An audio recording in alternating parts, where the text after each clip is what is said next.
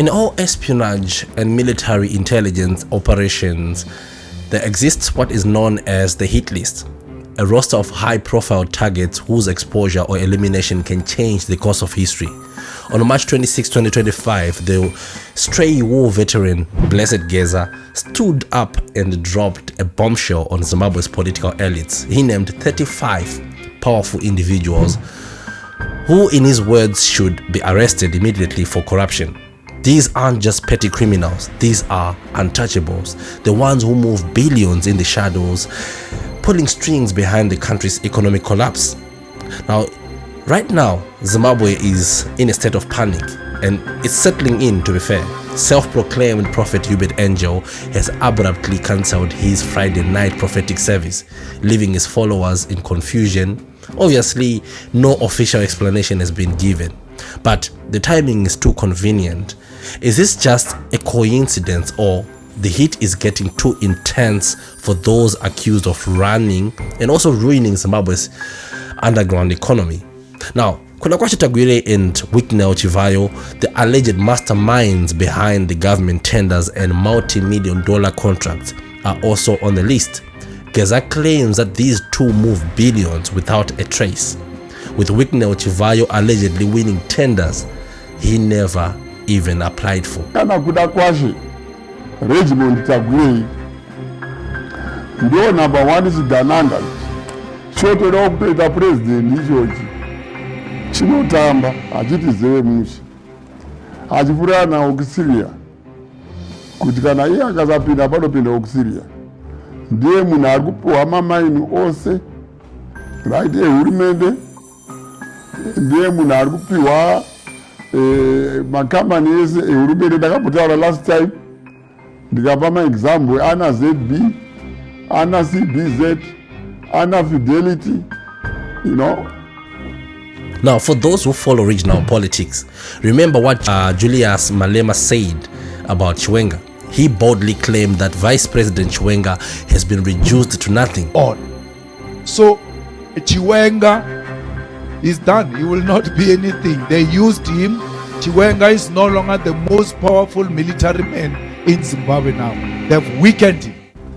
So, only the power of the youth of Zimbabwe can change the political status quo, and the Zimbabweans have to know that we are with them, including Zimbabweans who are here in South Africa. Now, for years, Zimbabweans have dismissed political tensions as mere speculation, thinking if something big were really to happen, we would see it.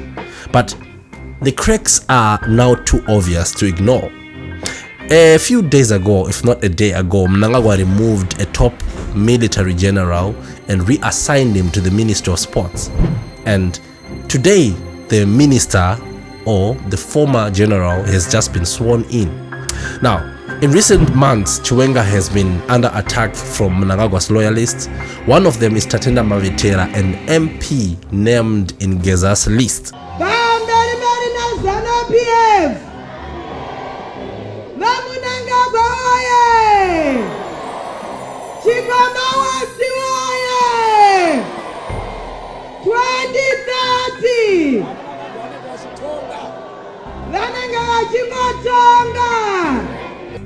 Here's where it gets interesting.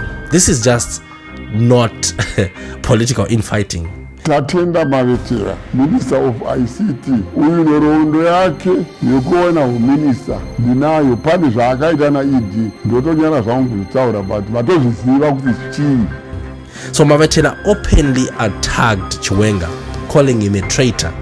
Now, during a public event at the Heroes Eka, she led a song with the lyrics Mpanduki Mpanduki Nguva Yakwana Chiramwena, which translates to traitor, traitor, your time is up, dig your grave. That wasn't just a song, that was a warning. Chris Mchangwa, another Mnangagwa loyalist, has also insulted Chiwenga publicly. Instead of stepping in to defend his vice president, Mnangagwa remained silent. If Mnangagwa truly had Chiwenga's back, these attacks wouldn't have been tolerated.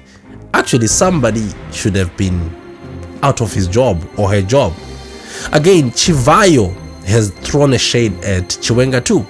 And let's not forget the statement, He said, "I will always support President E.D. Mnangagwa and ZANU-PF's vision, and no individual, big or small, can instill fear in me." Who was he talking about? Obviously, Chiwenga.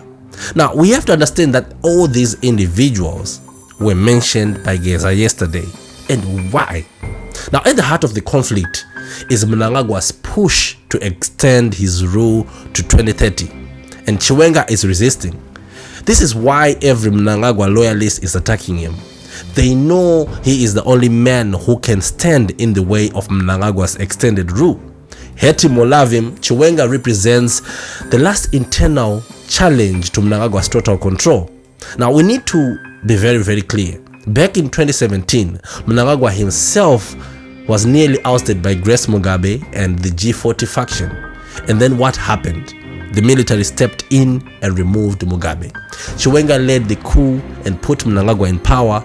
Now the same military faction that is turning against Mnangagwa is kind of like being dismantled by Mnangagwa's machinations to create a totalitarian rule. Now in October 2024, Chiwenga declared corruption as a national threat. And this angered Mnangagwa, who immediately summoned Sanyatwe, the one who has just been reassigned to the Minister of Sports. Now, according to the Observer, Mnangagwa wanted to know whether Chiwenga's remarks were an attack to his administration. And now, here we are.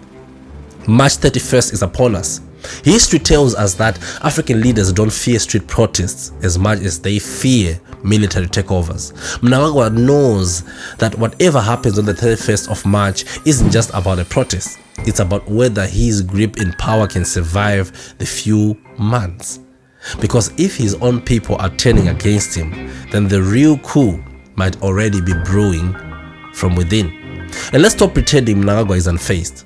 His actions speak louder than his silence. The cracks in ZANU-PF are showing, and you can even see some of the rallies. People are even defending Chiwenga by singing. The only question is how long before they break. What do you think? Is Mnangagwa's government truly stable, or is Zimbabwe heading toward another major political shift? I mean, drop your thoughts and let us know what you think. And again, don't forget, if you are about to go on the 31st to protest, think of these questions.